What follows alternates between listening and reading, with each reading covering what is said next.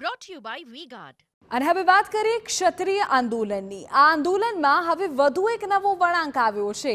PT જાડેજાની સંકલન સમિતિને ધમકી આપ્યાનો દાવો થઈ રહ્યો છે।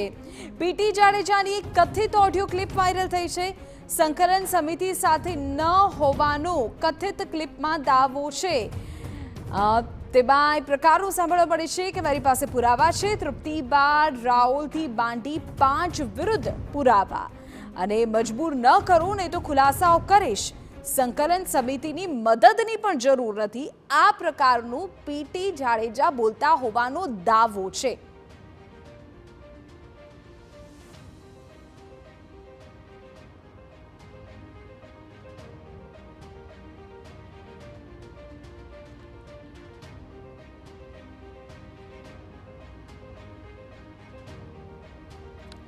તો ઓડિયોમાં કંઈક એવું પણ હોવાનો દાવો થઈ રહ્યો છે કે સંકલન સમિતિ શું છે તેનો ખુલાસો કરીશ। તમે ગદ્દાર છો, સંકલન સમિતિ ગદ્દાર છે, આ પ્રકારનું પણ તેમાં સાંભળવા મળે છે। પરંતુ આ ઓડિયો ક્લિપની પુષ્ટિ અત્યારે TV9 કરતું નથી। આ કથિત ઓડિયો ક્લિપમાં જે દાવો થઈ રહ્યો છે તે કેટલો સત્ય છે તે આવનારો સમય કહેશે। પરંતુ આ ઓડિયો ક્લિપના કારણે ચોક્કસ આંદોલનમાં એક નવો વળાંક આવ્યો છે। તો આ મોટા સમાચાર।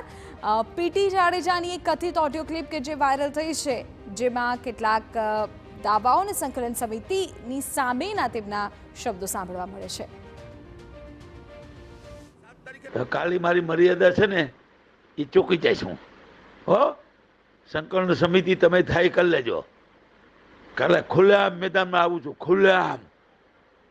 મારે કોઈના બાપની જરૂર નથી, મારા સમાજની જરૂર છે। હું સમાજને પૂછીશ કે સંકલન સમિતિ મારી હારે નથી, શું કામ નથી, એ હું તમને બતાવીશ। આટલો બધો સમાજે તમારા ઉપર ભરોસો રાખ્યો છે, તમે ગદ્દાર ન થતા। તમે ગદ્દાર છો અને રહેવાના છો મને ખબર છે, પણ કાલે હું તમારો પર્દાફાશ કરીશ અને કરીશ। હું બોલાવીશ સંકલન સમિતિને, બરાબર છે? જવાબ આપજો મને, કાલે જવાબ આપજો ને।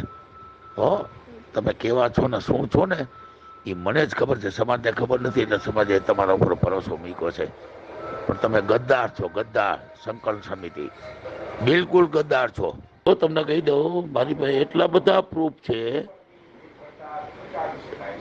તમારા બેન છે ને તૃપ્તિબા રાવલથી માંડી અને 3 અને બીજા 2 5 શું કર્યું છે, આ કર્યું છે, તે કર્યું છે, જે કાંઈ હોય। પણ મને ખરેખર મજબૂર ન કરો, નકર હું તમારો પર્દાફાશ કરીશ। આ ધમકી નથી આપતો, તમને વિનંતી કરું છું। આવી કોર કમિટી ન હોય, આવી સંકલન સમિતિ ન હોય। તમે એમ માનો છો હું શું કરી શકું એ તમને કાલ જ બતાવી દઈશ। મારે તમારી કાંઈ જરૂર નથી કોર કમિટીની, સંકલન સમિતિની। સંકલન સમિતિ હું છે ને એનો પર્દાફાશ હું કરીશ। હું 11 વર્ષથી કહેતો આવું છું, તમે સેકલ પાપડ નથી ભાંગો। 11 સમિતિ ભેગી થાય તો માણસ ધારે કરી શકે। એક સમિતિ આટલું બધું કરી શકે તો 11 સમિતિ, બરાબર છે? અને 70 સમિતિ ભેગી થાય તો 70 ગણું કરી શકે। તમે સેકલ પાપડ નથી ભાંગ્યો, સમાજને ક્યાં ખબર છે? આ હું ગુસ્સામાં નથી બોલતો, આ મારી વ્યથા છે, મારી પીડા છે। અને મારી વ્યથા છે ને મારી પીડા છે મારા સમાજની છે। તમે સમાજ માટે હો કે ન હોય મને ખબર નથી, અને હો ને તો જવાબ આપજો, વધારે વાત નથી કરવી। પણ હવે તો મારે મરવું છે એ પાકું છે, મરી જ જવું છે। મેં 50 ભાષણમાં કીધું છે મરી જવું છે, પણ મારું મોઢું બોધ ન કરાવી શકે કોઈ। શું કામ? આ મોઢું ક્ષત્રિય સમાજનું છે।